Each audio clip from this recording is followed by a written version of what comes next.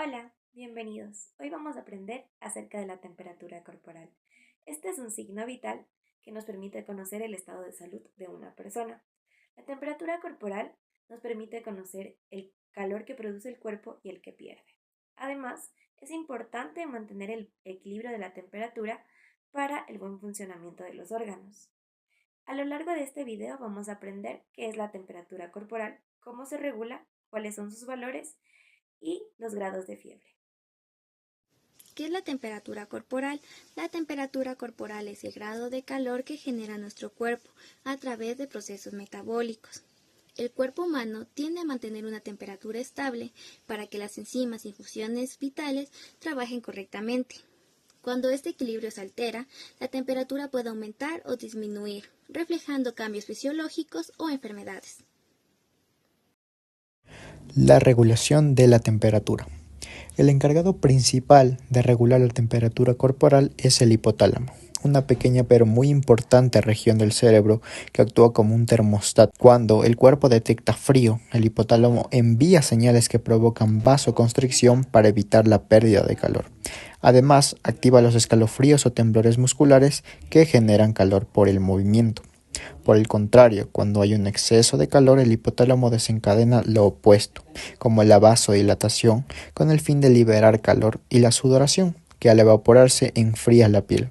Gracias a estos procesos automáticos, el organismo mantiene el equilibrio térmico, adaptándose constantemente a los cambios del ambiente y garantizando el funcionamiento adecuado del cuerpo. Bueno, tipos y lugares de medición. Podemos medir la temperatura del paciente en diferentes sitios del cuerpo. También depende la edad y la condición del paciente. Y los más comunes son el axilar, que es el método más práctico y seguro. También está el oral, que es más exacto, pero no se puede medir ni después de comer ni después de fumar. También está el rectal, que se utiliza más en bebés y en niños pequeños. También tenemos el método timpánico, que mide la temperatura dentro del oído. También está el método frontal o temporal, que usa sensores infrarrojos sin contacto con el paciente. El valor puede variar dependiendo del sitio, por eso se debe especificar en dónde se midió. Los valores normales de la temperatura van a variar según el sitio o el lugar de medición. En el área axilar vamos a tener una temperatura normal de 36 a 37 grados Celsius, mientras que en nuestra área oral vamos a tener una temperatura de 36.2 a 37.2 grados Celsius, mientras que en nuestra área retal o timpánica vamos a tener una variación de temperatura de 36.5 a 37.5 grados Celsius. Cuando la temperatura supera sus límites normales, a esto se le considera fiebre y se va a clasificar de la siguiente manera. Principalmente tenemos lo que es la fiebre leve o febrícula, que esta va a variar entre 37.6 a 38 grados Celsius. Consecuente a esto tenemos lo que es la fiebre moderada, que va a variar entre los 38.1 a 39 grados Celsius. A esta le sigue lo que es la fiebre alta o intensa.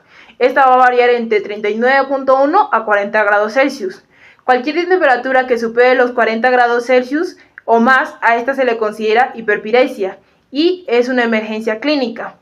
Mientras tanto, cuando la temperatura disminuye menos de 35 grados Celsius, a esto se le considera hipotermia.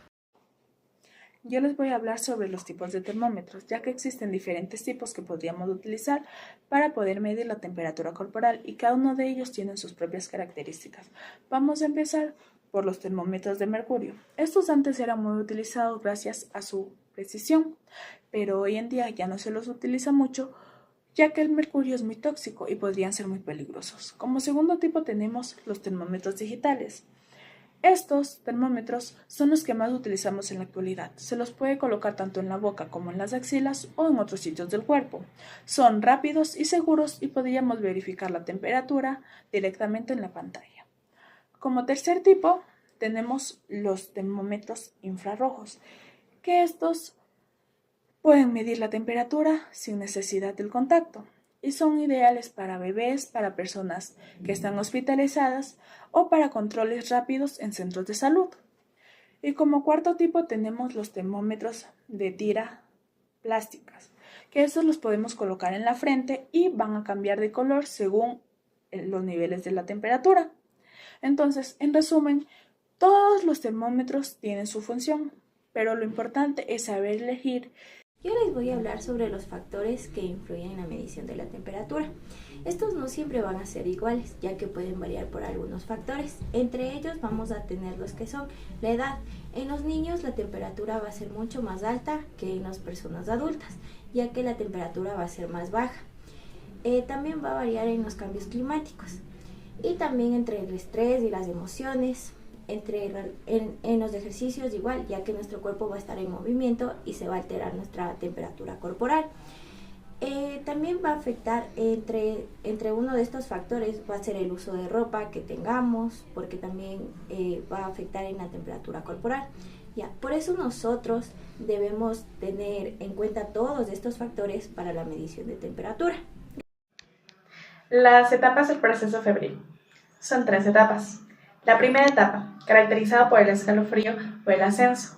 El cuerpo humano eleva su temperatura interna.